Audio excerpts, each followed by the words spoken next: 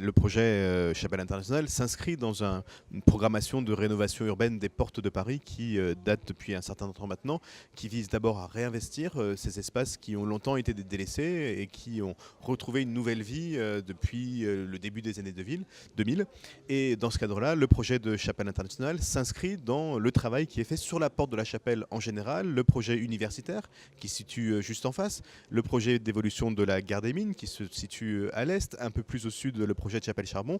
Et au cœur de tout ça se situe Chapelle Internationale qui s'inscrit dans un espace qui est réouvert au public, qui était avant un espace de la SNCF et qui va permettre d'y accueillir des nouveaux habitants, mais aussi de l'activité économique, de l'activité de logistique, en prenant évidemment en compte bien sûr la nécessité d'offrir un quartier et des espaces très qualitatifs, notamment sur le plan environnemental. L'idée c'est de refaire de la ville pour les années qui viennent, pas de la ville ancienne, et donc de prendre en compte toutes ces thématiques. Bien sûr, l'arrivée du quartier, en plus de l'évolution des transports, l'arrivée du tramway, le prolongement de la ligne 12, la proximité avec la gare RER Rosa Parks, fait de ce lieu, de la Porte de la Chapelle, qui a longtemps été vécu comme un lieu de passage, un lieu de transit, un lieu où le transit sera bien sûr encore possible, et heureusement, mais surtout un lieu où on pourra habiter, et je crois bien habiter.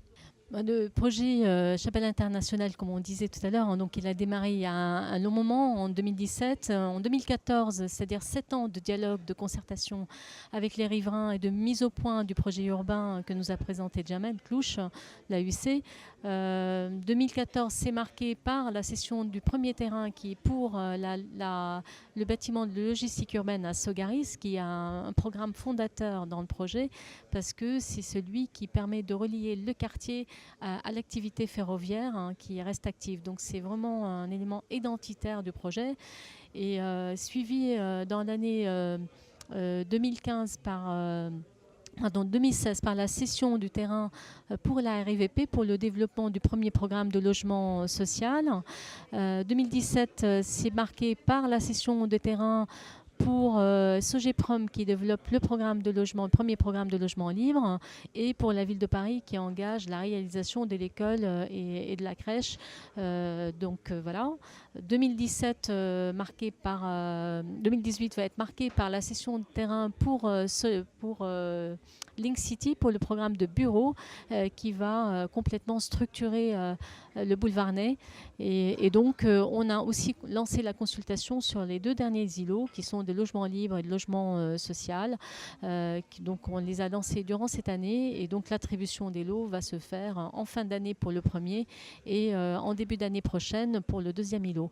Donc, on est à 80% de commercialisation, les travaux à 70% réalisés avec les voiries, les réseaux, la boucle de chaleur qui est réalisée avec le CPCU.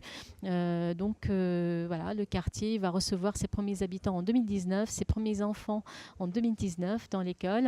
Et on se réjouit et au final, on aura quasiment 2500 habitants, 2500 salariés, un vrai quartier mixte.